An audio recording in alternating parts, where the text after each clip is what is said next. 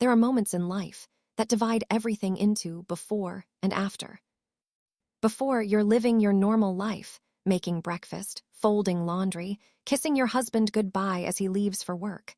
You believe in the world you've built. You trust the people you love. And then comes the after. The moment when everything you thought you knew crumbles to dust, and you're left standing in the wreckage, wondering how you didn't see it coming. For me, that moment came on an ordinary Tuesday afternoon. I was 41 years old, married for 12 years, mother to two beautiful children, my son Daniel, who was 10, and my daughter Sophie, who had just turned 7. And I thought I was happy. It started with a gym bag. Marcus had left for work early that morning, rushing out the door with his coffee in one hand and his phone in the other. He'd forgotten his gym bag, the black Nike duffel he took to his after-work workouts 3 times a week. I noticed it sitting by the front door around noon when I was tidying up the living room. I picked it up, thinking I'd put it in his car so he wouldn't forget it again. That's when I heard it. A faint buzzing sound. I froze, the bag in my hands, listening. The buzzing came again, a vibration, like a phone receiving a message. But Marcus had taken his phone with him. I'd watched him slide it into his jacket pocket as he walked out the door. So why was there a phone buzzing in his gym bag? My heart began to beat faster as I unzipped the bag. Inside, beneath his workout clothes and sneakers, I found a small black pouch tucked into the corner. And inside that pouch was a phone I'd never seen before. A Samsung, old model, no case. The screen lit up as I held it, displaying a notification. One new message from my heart. My hands started shaking. I knew I shouldn't look. I knew that once I opened that phone, there would be no going back. Whatever I found would change everything. But I also knew that I had to. Because in that moment, standing in my own living room with my husband's secret phone in my hands, I already knew the truth. I just didn't know how much it would destroy me. The phone wasn't password protected. That was the first thing I noticed. Marcus, who was paranoid about security and used complicated passwords for everything, had left this phone completely unlocked, as if he never imagined anyone would find it, as if he felt so safe in his deception that he didn't bother with precautions. I opened the messages. There was only one conversation thread, just one contact saved in the phone. My heart. 3 years of messages. Thousands of texts. Photos, voice notes, video calls. My vision blurred as I began scrolling, my thumb moving faster and faster across the screen. The messages were intimate, romantic, explicit in ways that made my stomach churn. I can't stop thinking about last night. You're the only one who truly understands me. I wish I could wake up next to you every morning. Soon, my love, soon we'll be together, I promise. I felt bile rising in my throat. My husband, the man who'd vowed to love me forever, who'd held my hand in the delivery room twice, who'd slept beside me for 12 years, had been living a double life. And I didn't even know who she was.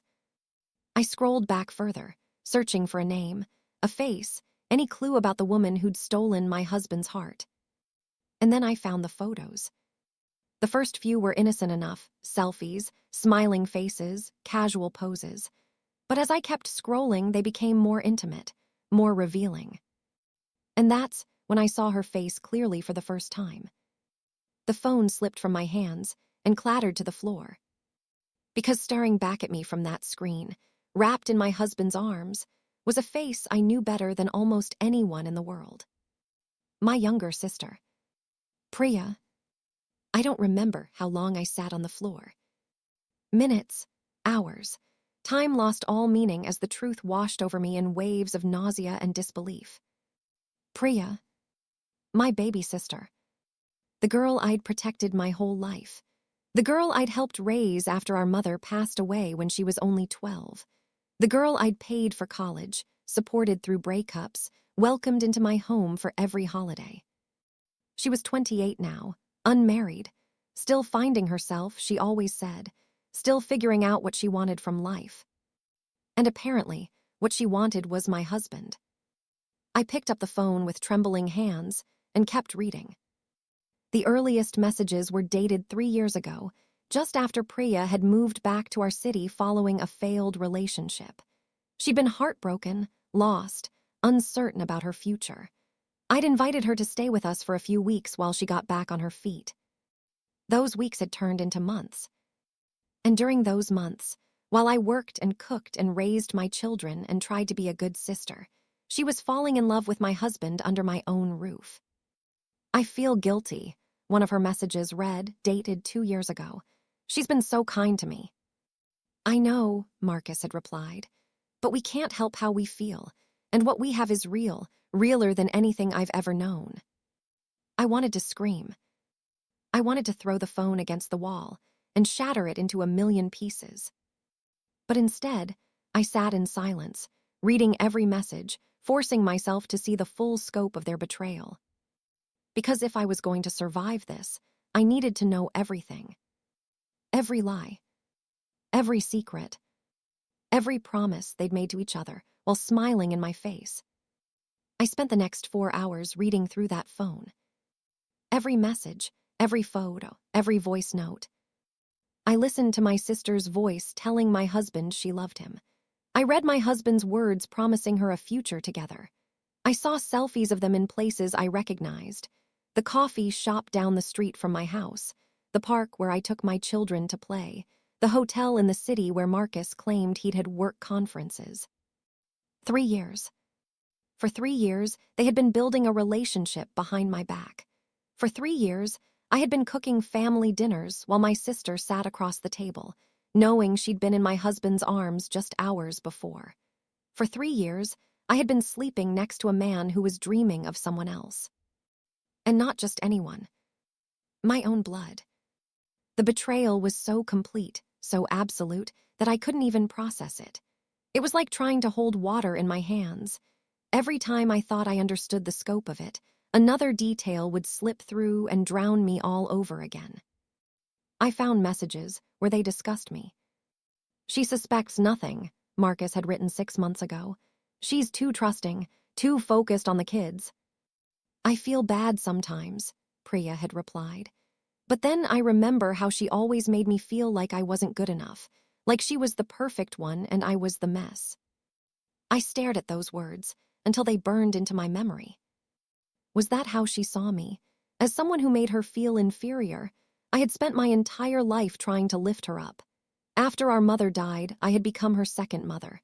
I had sacrificed weekends, savings, opportunities, all to make sure she was okay. And this was how she repaid me.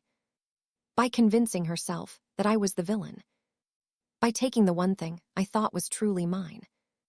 Around 4 o'clock, I heard the school bus outside.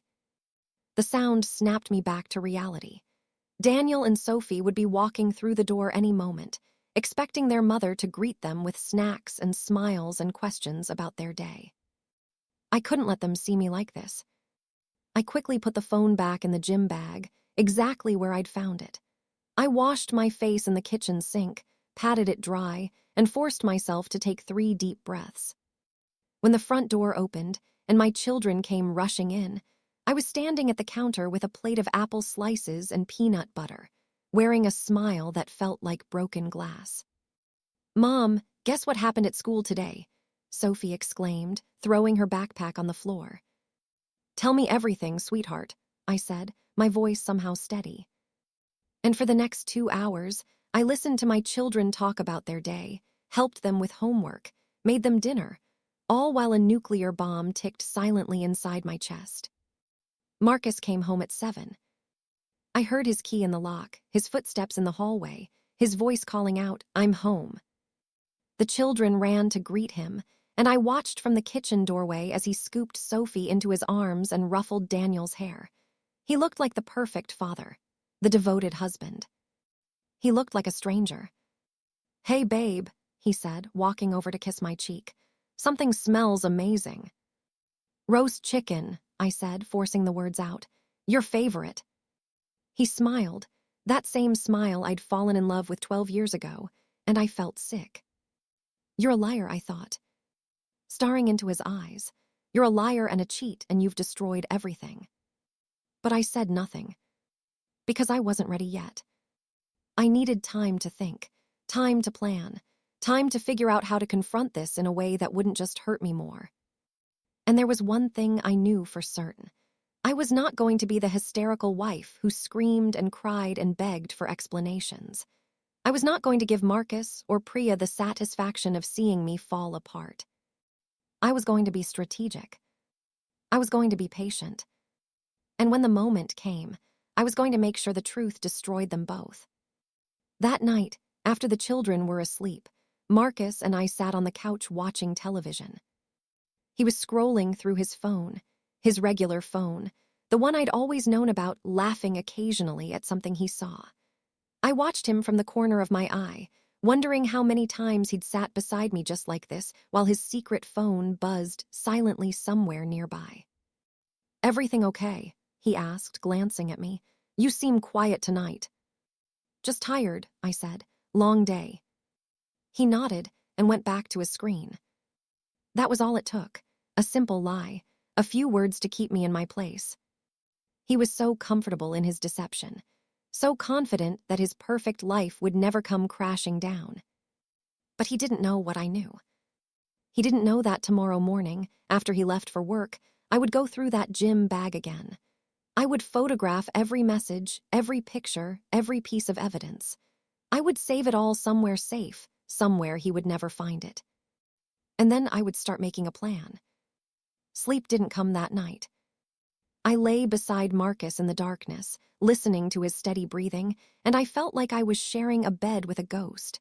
The man I had loved, the man I had trusted with my whole heart, wasn't real. He was a mask, a performance. And I had been the fool who applauded. Around 3 a.m, I slipped out of bed and went downstairs. I sat at the kitchen table with a cup of cold coffee and stared at the wall, thinking about everything I'd read on that phone. 3 years. 3 years of lies, and I had never suspected a thing. What did that say about me? Was I too trusting, too naive, too focused on my children and my home to notice what was happening right under my nose? Or was I just married to a man who was very, very good at lying? I thought about Priya too. My sister, my blood. How many times had she looked me in the eye while keeping this secret? How many times had she hugged me at family gatherings while carrying the weight of her betrayal? How many times had she played the role of doting aunt to my children while sleeping with their father? The thought made me want to scream. But I didn't scream. I didn't cry. I didn't break anything. Instead, I sat in the darkness and began to plan. The next morning, I woke up before Marcus. I lay still in bed, listening to him breathe, watching the early light filter through the curtains. He looked peaceful, innocent, like a man without secrets.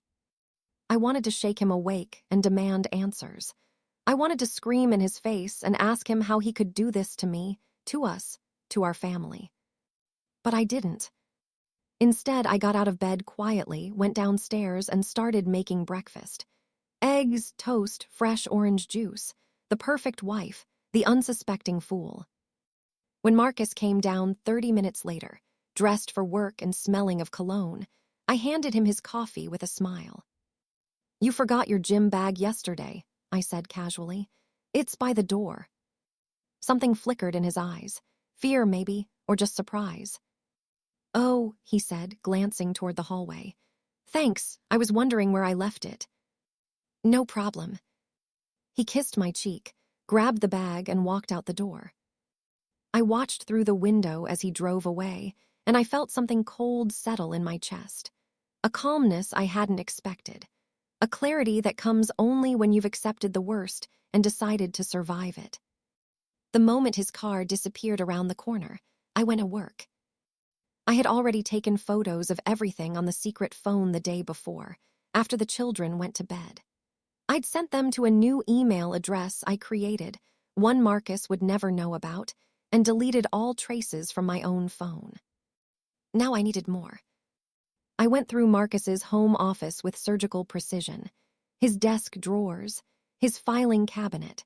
The laptop he thought was password protected but wasn't, because I'd watched him type his password dozens of times over the years.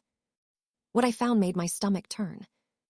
Bank statements showing large cash withdrawals, thousands of dollars over the past 3 years that I'd never known about. Hotel receipts for rooms I'd never stayed in. Credit card charges for restaurants, jewelry stores, and weekend getaways. He'd been spending our money on her. Our joint savings, the money I'd contributed from my part-time job, the funds we'd set aside for our children's education. He'd been using it to build a life with my sister. I photographed everything. And then I found something else. A folder hidden at the back of his filing cabinet, labeled insurance documents. I almost skipped it until I noticed the folder was thicker than it should be. Inside, beneath a few legitimate insurance papers, I found a draft of a separation agreement. My hands trembled as I read it. Marcus had consulted a lawyer. The document outlined a proposed division of assets, heavily in his favor, of course, and included a custody arrangement that would give him the children every other week. He wasn't just cheating on me. He was planning to leave me. And based on the date on the document, he'd been planning it for over a year.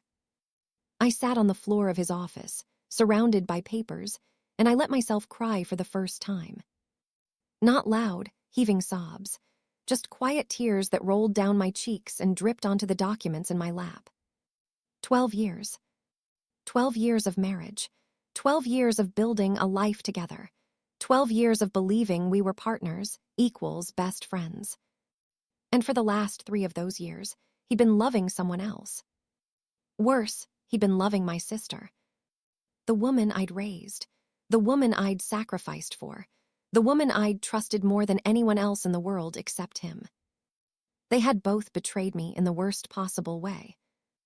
And they'd been doing it while smiling in my face. By the time I pulled myself together, it was almost noon.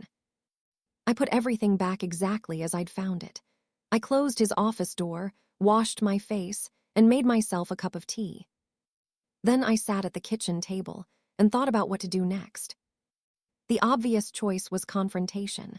Throw the evidence in Marcus's face. Call Priya and scream at her. Demand answers, apologies, explanations. But what would that accomplish? Marcus would deny it. He'd gaslight me, manipulate me, try to turn it around and make me the villain. He was good at that. I'd seen him do it at work, twisting situations to his advantage with a smile. And Priya, she'd cry, she'd apologize. She'd beg for forgiveness while secretly texting Marcus to figure out their next move. No. Confrontation would give them power. It would let them control the narrative. I needed a different approach. I needed to expose them in a way that left no room for lies. I thought about my options for the rest of the afternoon. A public confrontation was tempting. Imagine showing up at one of their secret meetings and catching them in the act. Imagine the look on their faces when they realized they'd been discovered. But that felt too small, too private. I wanted everyone to know. I wanted our families to know, our friends, the people who smiled at Marcus at dinner parties and told me how lucky I was to have such a devoted husband, the people who praised Priya for being such a loving aunt and supportive sister. I wanted them all to see the truth. And then I remembered. Priya's engagement party was in 3 weeks. My sister, the woman sleeping with my husband, was engaged to another man. A kind, trusting man named Arjun who had no idea that his future wife was in love with someone else. She was planning a wedding while carrying on an affair. The irony was almost too much to bear. But it also gave me an idea. Priya's engagement party, 200 guests, both our families, all of her friends, all of his friends. The perfect stage. The perfect moment. The perfect revenge. That night, when Marcus came home, I greeted him with a smile. "How was your day?" I asked, handing him a glass of wine. "Good, busy, the usual." He sank onto the couch with a sigh. "What about you?" "Quiet," I said. "I've been thinking about Priya's engagement party." He stiffened almost imperceptibly. If I hadn't been watching for it, I would have missed it. What about it? I want to do something special for her, a surprise, something she'll never forget. Marcus relaxed, clearly relieved that I wasn't suspicious. That's sweet of you, he said. She'll love that. I smiled. Oh, she wouldn't love it. But she would certainly never forget it. The next 3 weeks were the longest of my life. Every morning, I woke up next to a man I no longer recognized. Every evening, I cooked dinner, helped with homework, and pretended that my world wasn't crumbling around me. Every night, I lay in the darkness, planning. Marcus noticed nothing.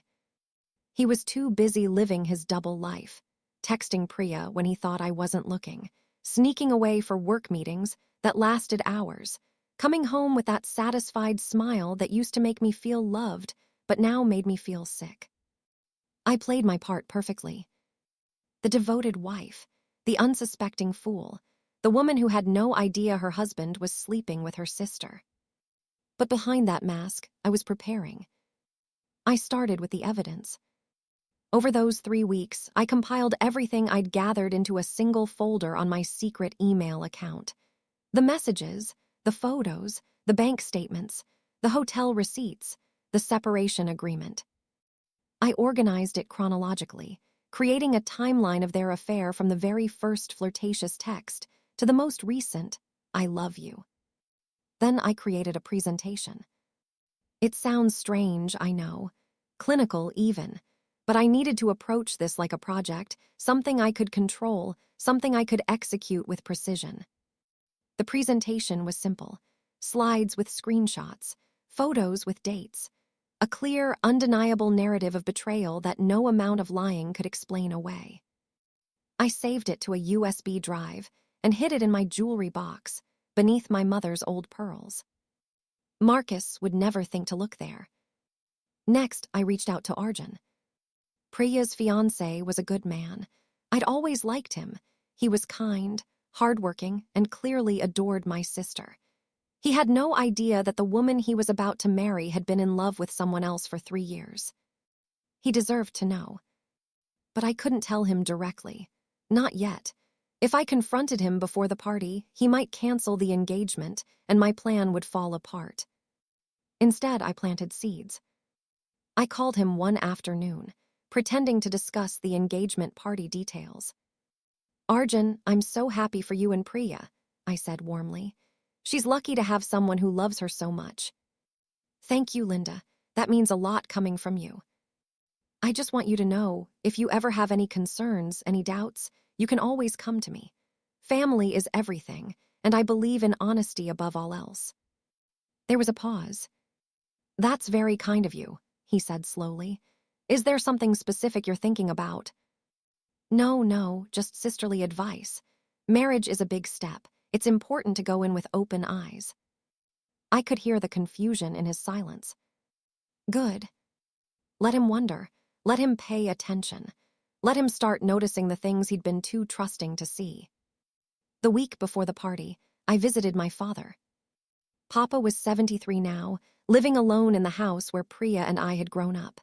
Since our mother's death 15 years ago, he'd become quieter, more withdrawn. But he still loved his daughters fiercely, especially Priya, his baby girl. I knew what I was about to reveal would break his heart. But he deserved the truth. Papa, I said, sitting across from him in his small living room, I need to tell you something difficult. He looked at me with concern. What is it, Beta? I took a deep breath. Not today, but soon. At Priya's engagement party, something is going to happen. Something that will change our family forever. His eyes narrowed. Linda, you're scaring me. What's going on? I can't tell you yet, but I need you to trust me. And I need you to know that whatever happens, I'm doing it for the right reasons. Papa studied my face for a long moment. He'd always been perceptive, always able to see through my pretenses, even when I was a child. You've discovered something, he said quietly. Something about Priya. I didn't answer. I didn't have to. He nodded slowly, his face heavy with sadness. I've had my suspicions, he admitted. The way she looks at Marcus, the way she avoids your eyes sometimes, I hoped I was wrong. My heart ached for him. I'm sorry, Papa. Don't be sorry, Beta. The truth is never wrong. It's the lies that destroy us. He reached out and took my hand. Do what you need to do. I'll be there. The night before the engagement party, I couldn't sleep. I lay in bed, staring at the ceiling, running through my plan over and over again. The USB drive was ready. The projector at the venue was already booked. I'd arranged it myself under the pretense of showing a surprise slideshow for the happy couple. Everything was in place. All I had to do was press play. But as the hours ticked by, doubt began to creep in. Was I doing the right thing? Yes, Marcus and Priya had betrayed me. Yes, they deserved to face the consequences. But did I really want to humiliate them in front of 200 people? Did I really want to destroy my sister's engagement, break my father's heart, and expose my family's shame for everyone to see? I thought about my children. Daniel and Sophie were still asleep down the hall, innocent and unaware of the storm about to hit their lives. They loved their father. They loved their aunt. After tomorrow, nothing would ever be the same for them. Was I prepared to do that? I closed my eyes and thought about the messages I'd read, the photos I'd seen, the years of lies and deception and betrayal. I thought about Marcus whispering, "I love you," to my sister while I lay beside him in our bed. I thought about Priya hugging me at family dinners, while knowing she'd been in my husband's arms just hours before. And I realized something. I wasn't the one destroying this family. They were. I was just pulling back the curtain. Morning of the engagement party arrived with cruel sunshine. The sky was bright blue, cloudless, perfect, the kind of day that's supposed to be happy. The kind of day people remember fondly in photographs and stories told at anniversary dinners. But I knew better. This day would be remembered for very different reasons. I woke up early before Marcus and stood in front of my closet for a long time. What does one wear to destroy their own family? I finally settled on a deep navy blue dress, elegant, dignified, strong. The kind of dress a woman wears when she's about to reclaim her power. Marcus stirred in bed as I finished my makeup. "You look beautiful," he said sleepily, watching me from the pillows. "Is that new?" "I bought it for today," I said, meeting his eyes in the mirror. "I wanted to look my best for Priya's big day." He smiled, that charming, deceitful smile I'd once loved so much. "She's lucky to have a sister like you." I turned away before he could see the coldness in my eyes. Not for much longer, I thought. We arrived at the venue an hour before the guests. It was a beautiful garden hall, white tents, fairy lights, flower arrangements in soft pinks and whites. Priya had spared no expense. Or rather, Arjun had spared no expense, paying for the wedding of a woman who was in love with someone else. The thought made my heart ache for him. I found the event coordinator and confirmed the technical setup. "The projector is ready," she assured me. "Just plug in your USB when you're ready for the slideshow. The screen will lower automatically." "Perfect, thank you." She smiled, completely unaware that she was helping me detonate a bomb. I slipped the USB drive into my clutch and went to find Priya. My sister was in the bridal suite, surrounded by cousins and aunts, getting her hair done. She looked radiant, her skin glowed, her eyes sparkled with excitement. She was wearing a beautiful rose gold lehenga that made her look like a princess. For a moment, just a moment, I faltered. This was my baby sister, the girl I'd rocked to sleep after our mother died, the girl I'd helped with homework and heartbreaks and job applications, the girl I'd loved unconditionally for 28 years. How had we come to this? "Linda," Priya spotted me in the doorway and rushed over, pulling me into a hug. "You came early. I'm so nervous. Is everything okay? How do I look?" I hugged her back, breathing in the familiar scent of her perfume. The same perfume I'd sometimes smelled on Marcus's clothes. "You look beautiful," I said, pulling away. "Absolutely beautiful." "Thank you for everything," she gushed. "For helping with the planning, for being here, for always supporting me. I don't know what I'd do without you." I looked into her eyes, those same eyes that had looked into mine while lying for 3 years, and I smiled. That's what sisters are for. The guests began arriving at noon. 200 people, dressed in their finest, ready to celebrate the union of Priya and Arjun. Family members I hadn't seen in years, friends from college, co-workers and neighbors and distant relatives. Everyone was smiling. Everyone was happy. Everyone believed they were witnessing the beginning of a beautiful love story. I moved through the crowd like a ghost, accepting congratulations on my sister's behalf, making small talk with relatives, playing the role of the proud older sister. Marcus stayed by my side for a while, then drifted away to talk to some of the men. I watched him laugh and joke and charm everyone around him. They have no idea, I thought. None of them have any idea who he really is. At 2 o'clock, the formal program began. Arjun and Priya took their seats at the main table, looking every bit the perfect couple. There were speeches from Arjun's parents, from mutual friends, from a college roommate who told embarrassing stories about Priya's dating history. Everyone laughed. Everyone clapped. And then the MC announced, "And now we have a special surprise from the bride's sister, Linda. She's prepared a slideshow celebrating Priya's journey to this beautiful day." I stood up, my heart pounding so loudly I was sure everyone could hear it. This was it. The moment I'd been planning for 3 weeks. The moment everything would change. I walked to the front of the room, USB drive in hand. The screen lowered behind me. The projector hummed to life. 200 faces looked at me expectantly, smiling, waiting to see cute childhood photos and sentimental memories. I looked at Priya. She was beaming at me, eyes full of love and trust. I looked at Marcus. He was watching casually, one hand resting on the table, completely unaware of what was coming. I looked at Arjun. Sweet, trusting Arjun, who had no idea that his future wife had been sleeping with another man for 3 years. And finally, I looked at my father. Papa was sitting in the front row, his eyes fixed on mine. He knew something was coming. He'd known since our conversation last week. He gave me a small nod. "Do what you need to do." I took a deep breath.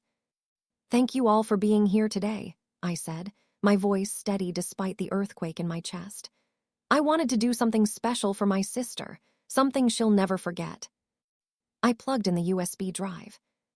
"This is a story about love," I continued, "but not the love you might expect." The first slide appeared on the screen. A screenshot of a text message. "I can't stop thinking about last night." Sent from Marcus. To Priya. Dated 2 years ago. The room went silent. And then all hell broke loose. For a moment, nobody moved. 200 people stared at the screen in confusion, trying to make sense of what they were seeing. A text message. A declaration of longing. Names that didn't match the couple being celebrated. And then the whispers began. "Is that Marcus? Who sent that message? What is this?" I didn't wait for the confusion to settle. I clicked to the next slide. Another message. "You're the only one who truly understands me. I've never felt this way with Linda." A collective gasp rippled through the room. I clicked again. A photo this time. Marcus and Priya, wrapped in each other's arms, kissing in what looked like a hotel room. The timestamp in the corner showed it was taken 18 months ago, while I was home with our children, believing my husband was at a work conference. "Oh my God," someone whispered. I kept clicking. Message after message, photo after photo, 3 years of evidence displayed on a 20-foot screen for everyone to see. "I wish I could wake up next to you every morning. Soon, my love, soon we'll be together." She suspects nothing. She's too trusting. The room erupted. People were standing, shouting, pointing at the screen. Relatives clutched each other in shock. Friends covered their mouths in horror. And at the center of it all, sitting frozen at the main table, were Marcus and Priya. Marcus was the first to react. He jumped to his feet, his face red with fury, and stormed toward me. "Turn it off," he shouted. "Linda, turn it off right now." I stood my ground. "Why? Don't you want everyone to see how much you love her?" He reached for the projector, but my father was faster. Papa stepped in front of him, blocking his path, his old eyes burning with a rage I'd never seen before. "Don't you dare," Papa said quietly. "Don't you dare touch my daughter." Marcus stopped, stunned. He'd always been intimidated by my father, the stern, traditional patriarch who rarely showed emotion. But now Papa was trembling with fury, his hands clenched into fists at his sides. "You brought this shame into my family," Papa continued, his voice rising. "You took my trust, my hospitality, my daughter's love, and you threw it all away for what? For lust, for excitement." "Papa, I can explain," Marcus started. "There is nothing to explain," Papa roared. "I welcomed you into my home, I blessed your marriage, I called you my son, and this is how you repay me, by sleeping with my younger daughter while married to my elder." The room was dead silent now. Every eye was fixed on the confrontation unfolding at the front of the room. Marcus looked around desperately, searching for an ally and escape anything, but there was none. He was completely, utterly exposed. And then there was Priya. My sister sat frozen at the table, her face pale, her hands gripping the edge of her chair like she might fall off the earth if she let go. Arjun was beside her, or rather, he had been beside her. Now he was standing several feet away, staring at the screen with an expression of absolute devastation. "Priya," he said, his voice cracking. "Tell me this isn't true. Tell me this is some kind of mistake." Priya opened her mouth, but no words came out. What could she possibly say? The evidence was right there, displayed for everyone to see. 3 years of messages, 3 years of photos, 3 years of lies. "Tell me," Arjun shouted, his composure finally breaking. "I deserve an answer. I was going to marry you. I was going to spend my life with you." Priya started to cry. "Arjun, I'm so sorry. I never meant for this to happen. It just did. I couldn't control it." "Couldn't control it," Arjun laughed bitterly. "For 3 years. You couldn't control it for 3 years while I was planning our future, saving for our wedding, dreaming about our children." He pulled the engagement ring from his pocket. He'd been planning to put it on her finger during the ceremony, and threw it on the table. "We're done. I never want to see you again." And he walked out of the room, leaving Priya sobbing at the table. The next few minutes were chaos. Relatives were arguing. Friends were consoling. Some people were leaving, too shocked or uncomfortable to stay. Others were crowding around me, asking questions, demanding explanations. I ignored them all. My eyes were fixed on Marcus, who was still standing near the projector, looking like a man watching his life burn down around him. "How could you?" I asked quietly, stepping closer to him. "How could you do this to me, to our children, to our family?" He didn't answer. 12 years, Marcus. 12 years of marriage. I gave you everything. I trusted you with my whole heart, and you threw it all away for her." He finally met my eyes, and for a moment, I saw something that might have been regret. "Linda, I never meant to hurt you." "But you did. Every day for 3 years, you hurt me. Every lie, every secret, every time you touched me after touching her." I felt tears streaming down my face, but I didn't wipe them away. "I loved you," I whispered. "I loved you so much, and you destroyed everything." Marcus reached for my hand, but I stepped back. "Don't touch me. Don't ever touch me again." I turned and walked away. Behind me, I heard Priya calling my name. "Linda, Linda, please, let me explain." I didn't stop. I didn't look back. I walked out of that room, out of that venue, out of the life I'd known for 12 years. And I didn't look back. I drove for hours. I don't remember where I went. I just remember the steering wheel in my hands, the road blurring through my tears, the radio playing songs I couldn't hear over the noise in my head. Everything I'd held inside for 3 weeks, the shock, the grief, the rage, came pouring out all at once. I screamed until my throat was raw. I cried until there were no tears left. I pulled over on the side of some empty road and sat there, shaking, feeling like I might never stop. I'd done it. I'd exposed them. But instead of the satisfaction I'd expected, I felt hollow, empty, like I'd burned down a house with myself still inside it. My phone buzzed constantly. Messages from relatives, from friends, from numbers I didn't recognize. Everyone wanted answers. Everyone wanted to talk. I turned it off. I couldn't face any of them, not yet. When I finally went home, it was almost midnight. The house was dark. Marcus's car wasn't in the driveway. I didn't know where he was, and I didn't care. I walked inside and stood in the hallway, looking at the life I'd built. The family photos on the wall, the children's shoes by the door, the couch where Marcus and I had sat every evening, pretending everything was fine. It all felt like a museum now, a memorial to something that had died long before I knew it was sick. I went upstairs to check on the children.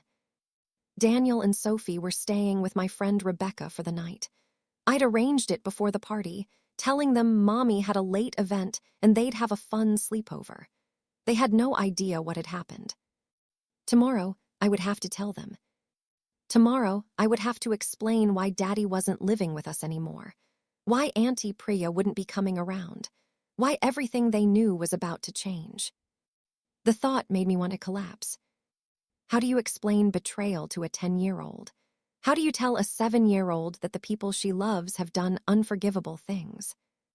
I sat on Sophie's bed, surrounded by her stuffed animals and princess posters, and I let myself cry one more time. Not for Marcus. Not for Priya.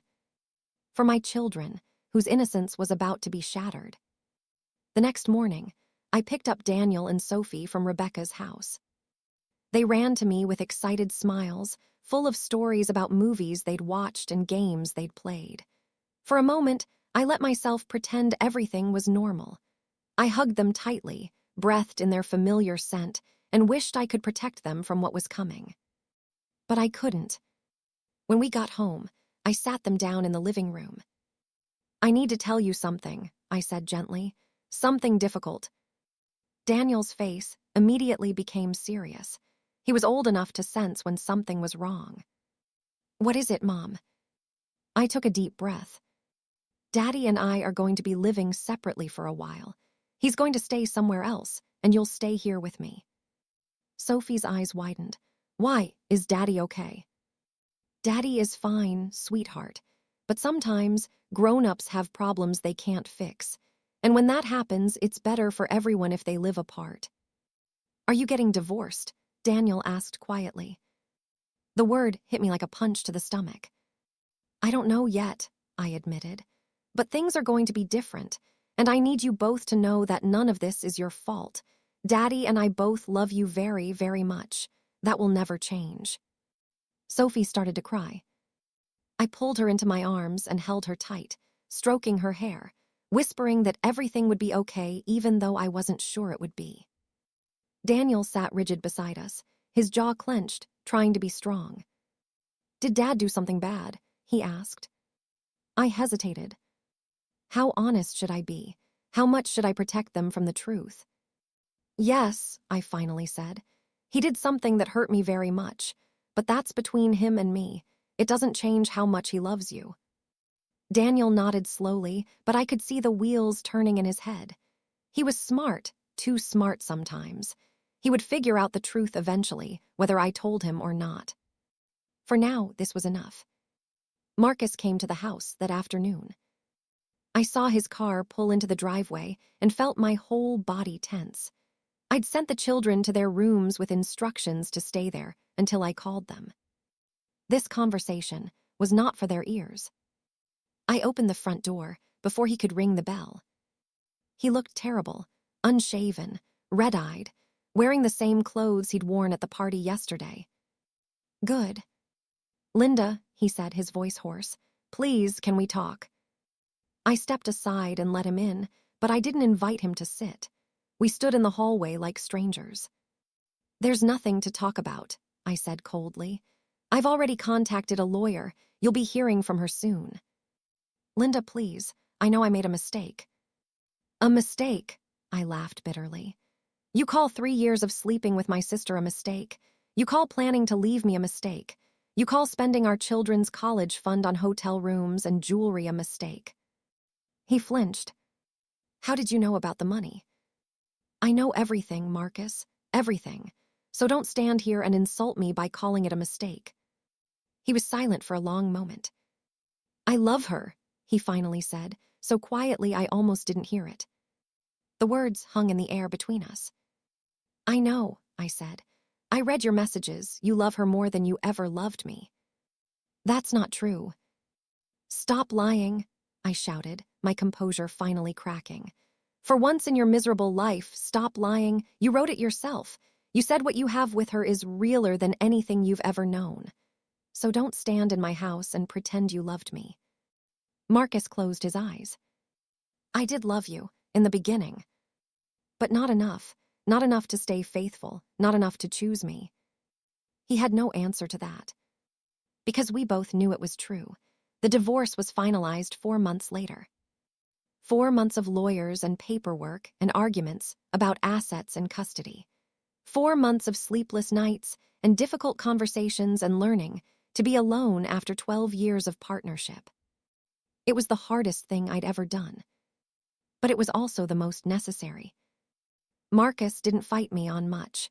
I think the public humiliation had broken something in him.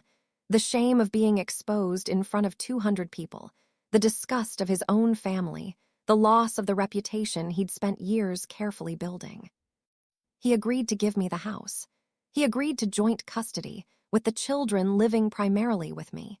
He agreed to a fair division of assets, including reimbursement for the money he'd spent on Priya over the years. In exchange, I agreed not to pursue further legal action. It wasn't forgiveness, it was practicality.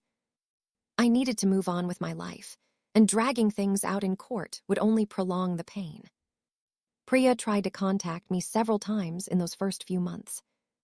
Phone calls, text messages, emails, even a handwritten letter delivered to my door.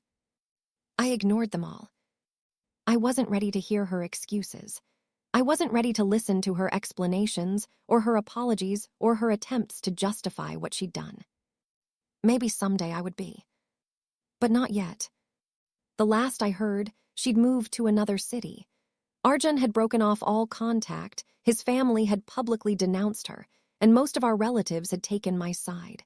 She'd lost everything, her fiancé, her family, her reputation, in a single afternoon. Part of me felt satisfaction at that. But a bigger part just felt sad. This was my baby sister, the girl I'd raised after our mother died, the girl I'd loved unconditionally for 28 years. And now she was gone from my life, possibly forever. Some nights I lay awake wondering if I'd done the right thing, if there had been a gentler way to handle it, if I could have confronted them privately instead of publicly. But then I remembered the messages. She suspects nothing. She's too trusting. I wish I could wake up next to you every morning. What we have is realer than anything I've ever known. They had shown me no mercy. They had lied to my face for 3 years without a shred of guilt. Why should I have shown mercy to them? My father became my rock during those difficult months. Papa came over every weekend, helping with the children, fixing things around the house, sitting with me on the porch when the loneliness became too heavy. He never blamed me for what I'd done at the engagement party. He never suggested I should have handled it differently. The truth needed to come out, he said one evening as we watched the sunset together. You did what no one else had the courage to do.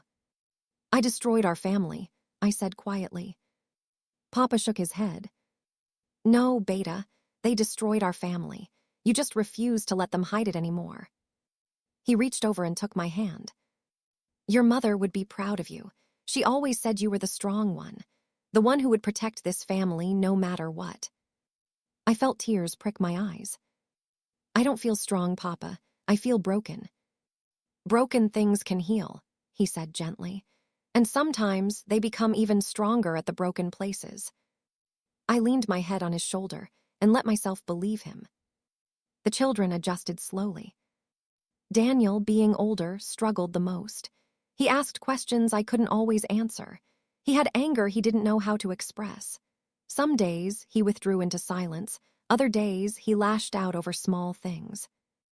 I found him a therapist, a kind woman named Dr. Patel who specialized in children of divorce. Slowly, week by week, he began to open up. He began to process the betrayal, the loss, the confusion. Sophie was more resilient, as younger children often are. She missed her father, but she adapted to the new routine. She started asking fewer questions and laughing more. Marcus saw them every other weekend. I made sure never to speak badly of him in front of them, no matter how much I wanted to. They deserved to have a relationship with their father. Whatever he had done to me, he was still their dad. But I noticed things when they came home from his apartment. Sophie mentioned once that Daddy's friend had been there. A woman, she didn't know her name. Daniel came home one Sunday with a tight jaw and refused to talk about the visit. I didn't push, I didn't pry. But I knew. Marcus was seeing someone new. Or maybe he was still seeing Priya. I didn't know and didn't want to know. What I knew was this. My children would eventually see their father clearly. They would grow up and understand what he had done. And when that day came, they would make their own choices about what kind of relationship they wanted with him. I couldn't control that. All I could do was be there for them, love them unconditionally, and model what it looked like to survive betrayal with dignity. A year after the divorce, I started seeing a therapist myself. Her name was Dr. Sharma, and she had kind eyes and a gentle voice that made me feel safe enough to fall apart. I told her everything, the discovery, the betrayal, the revenge, the aftermath. And slowly, with her help, I began to rebuild. I started exercising again. I reconnected with old friends I'd neglected during my marriage. I threw myself into my bookkeeping business, taking on new clients and expanding my services. I even started writing. Late at night, when the children were asleep, I would sit at my kitchen table and pour my feelings onto paper. Not for anyone else to read, just for me. A way of processing the storm that had swept through my life. And gradually, almost imperceptibly, the pain began to fade. Not disappear, never disappear. But fade, like an old scar that you learn to live with. 2 years have passed since that day at the engagement party. 2 years since I stood in front of 200 people and exposed the 2 people I loved most in the world. 2 years since my life as I knew it came crashing down around me. And today, sitting on my porch with a cup of tea in my hands and the evening sun warming my face, I can honestly say, I'm okay. Not perfect, not completely healed, but okay. And some days, okay is more than enough. My life looks different now. The house is quieter without Marcus, but it's also more peaceful. The children have adjusted to their new normal, 2 homes, 2 bedrooms, 2 versions of their family. Daniel is 12 now, taller than me with a wisdom in his eyes that breaks my heart sometimes. Sophie is 9, still full of laughter and light, still my little sunshine. They don't ask about what happened anymore. They've accepted it, the way children eventually accept all the painful things adults do. But sometimes, late at night, Daniel will come sit beside me on the couch and say, "Mom, I'm proud of you." And I know he understands more than he lets on. I never spoke to Priya again. For a long time, that felt like an open wound, the absence of a sister I'd loved my whole life. I would see something that reminded me of her and feel a sharp pang of loss. I would dream about her sometimes and wake up with tears on my pillow. But gradually, I made peace with it. Some betrayals are too deep to forgive. Some relationships are too broken to repair. And sometimes, loving yourself means letting go of people who hurt you, no matter how much history you share. I heard through relatives that Priya eventually left the country. She moved somewhere far away, Europe, I think, and started over with a new name and a new life. I don't know if she's happy. I don't know if she ever found peace. And honestly, I don't need to know. Her story is no longer my concern. My only job now is to write my own. As for Marcus, he remarried last year. Not to Priya, their relationship apparently crumbled under the weight of all that exposure. No, he married someone else. A younger woman he met at work. Someone who doesn't know the full story or maybe doesn't care. When Daniel told me about the wedding, I expected to feel something. Rage, jealousy, sadness. But I felt nothing. Just a quiet acceptance that his life was no longer connected to mine. He's still the father of my children. He still comes to pick them up every other weekend. We exchange polite words at school events and birthday parties. But the man I loved, the man I thought I married, that man never really existed. And mourning, a ghost is a waste of precious time. I started dating again about 6 months ago. Nothing serious, just coffee dates and occasional dinners with kind men who make me laugh. I'm not looking for another husband. I'm not looking to replace what I lost. I'm just learning to enjoy life again. To remember that I'm more than someone's wife, more than someone's victim, more than the woman who was betrayed. I'm Linda. A mother, a businesswoman, a survivor. And I have so much life left to live. My father passed away 3 months ago. It was peaceful. He went in his sleep, with me holding his hand and the children nearby. His last words to me were, "I'm proud of you, Beta. You became exactly the woman your mother hoped you'd be." I miss him every day. But I carry his strength with me, his wisdom, his unwavering belief that the truth, no matter how painful, is always better than a beautiful lie. He taught me that. He taught me that I was worth more than betrayal. And I'll spend the rest of my life honoring that lesson. If you're listening to this story, I want you to know something. Betrayal doesn't have to be the end of you. I know how it feels, the shock, the disbelief, the way your whole world tilts sideways and nothing makes sense anymore.